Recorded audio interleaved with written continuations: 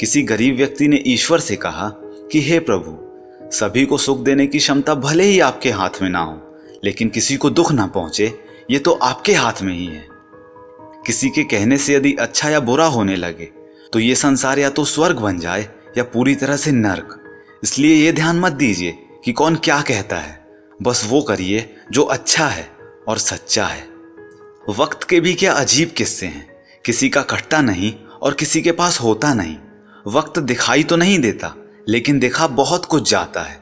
अपनापन तो हर कोई बताता है, परंतु अपना कौन है ये वक्त ही बताता है। अपने लफ्ज़ों का इस्तेमाल कभी भी हिफाजत से कीजिएगा, क्योंकि ये आपकी परवरिश का बेहतरीन सबूत होते हैं। एक अच्छा रिश्ता हमेशा हवा की तरह होना चाहिए, खामोश मगर आसपास। कड़वी मगर सच्ची बात है कि जब खुद को चोट लगती है, दूसरों की चोट भी तभी दिखाई देती है। रिश्तों की खूबसूरती कुछ इस कदर है कि जैसे पत्थर तभी तक सलामत है जब तक वो पर्वत से जुड़ा है, पत्ता तभी तक सलामत है जब तक कि वो पेड़ से जुड़ा है, इंसान भी तभी तक सलामत है जब तक कि वो परिवार से जुड़ा है। क्योंकि परिवार से अलग होकर आज़ादी तो मिल जाती है, लेकिन संस्कार चले जाते हैं। आप अकेले बोल तो सकते हैं, लेकिन बात नहीं कर सकते। आप अकेले आनंदित तो हो सकते हैं, लेकिन उत्सव नहीं मना सकते। अकेले आप मुस्कुरा भी सकते हैं, लेकिन हर्षोल्लास नहीं मना सकते। हम सब एक दूसरे के बिना कुछ भी नहीं हैं। यही रिश्तों की खूबसूरती है। करीब इतना रहिए कि सब रिश्तों में प्यार रहे, दूर भी इतना रहिए कि आने का इंतजार रहे। रखिए उम्मीद रिश्तों के दरमियान इतना कि टूट जाए उम्मीद मगर रिश्ते बरकरार रहें। याद रखिएगा कि सख्त हाथों से भी टूट जाती हैं कभी उंगलियां, रिश्ते जोर से नहीं तमीज से थामे जाते हैं। छोटी सी मछली पानी के उल्टे बहाव में भी आगे निकल जाती है, जबकि एक हाथी उसी बहाव में बह जाता है, क्योंकि मछली पानी की शरण में है। ऐसे ही जो प्रभु की शरण में है वो संसार सागर में तैर जाता है। ना किस्सों में और ना किस्तों में जिंदगी की खूबसूरती है रिश्तों में, इसलिए इन्हें बनाए रखें। जिंदगी एक अभिलाषा है, क्या गजब इसकी परिभाषा है। जिंदगी क्या है मत पूछिए, संवर गई तो तकदीर और बिखर गई तो तमाशा है। यदि आप सुख चाहते हैं तो रात में जागना नहीं, शांति चाहते हैं तो दिन में सोना नहीं, सम्मान चाहते हैं तो व्यर्थ बोलना नहीं, और प्यार चाहते हैं तो अपनों को कभी छोड़ना नहीं।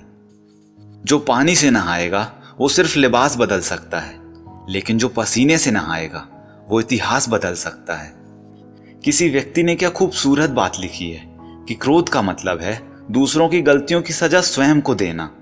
क्रोध हवा का वह झोंका है जो बुद्धि के दीपक को बुझा देता है। क्रोध समस्या का समाधान नहीं है, बल्कि क्रोध स्वयं एक बड़ी समस्या है। जो व्यक्ति अपने गुस्से को नियंत्रण में नहीं रख सकता है, वह व्यक्ति अकारण तनाव में घिरा रहता है। सुबह से शाम तक काम करके आदमी उतना नहीं थकता जितना कि क्रोध या चिंता से पल भर में थक जाता है। यदि आपको कोई क्रोध दिलाने में सफल हो जाए तो मान लीजिए कि आप उसके हाथ की कठपुतली हैं। आपकी मुस्कुराहट आपके चेहरे पर ईश्वर का हस्ताक्षर है। उसको क्रोध करके मिटाने की अथवा आंसुओं से धोने की कोशिश ना करें। क्रोध आने पर चिल्लाने के लिए ताकत तो नहीं लगती, लेकिन क्रोध आने पर शांत बैठने के लिए बहुत ताकत की जरूरत होती है। मूर्ख मनुष्य क्रोध को जोर जोर से प्रकट करता है, किंतु बुद्धिमान व्यक्ति उसे शांति से वश में करता है। अतः क्रोध को जीतने में मौन सबसे अधिक सहायक है। आप जानते नहीं हैं कि क्रोध का अपना पूरा खानदान है। क्रोध की एक लाडली बहन है जिद, क्रोध की पत्नी है हिंसा, क्रोध का बड़ा भाई है अहंकार, क्रोध का बाप जिससे वह डरता है भय, क्रोध की बेटियां हैं निंदा और चुगली, क्रोध का बेटा है बैर। इस खानदान की नकचड़ी बहू भी है ईर्ष्या, क्रोध की पोती है घृणा, इसकी मां भी है उपेक्षा। तो क्रोध के खानदान से हमेशा दूर रहिए, वरना ये सब मिलके आपको बर्बाद ही कर देंगे। सबके दिलों का एहसास अलग होता है। इस दुनिया में सबका व्यवहार अलग होता है। आंखें तो सबकी एक ही जैसी होती हैं, पर सबका देखने का अंदाज अलग होता है। तो दोस्तों, उम्मीद करता हूं ये सभी कोट्स आपको पसंद आए होंगे।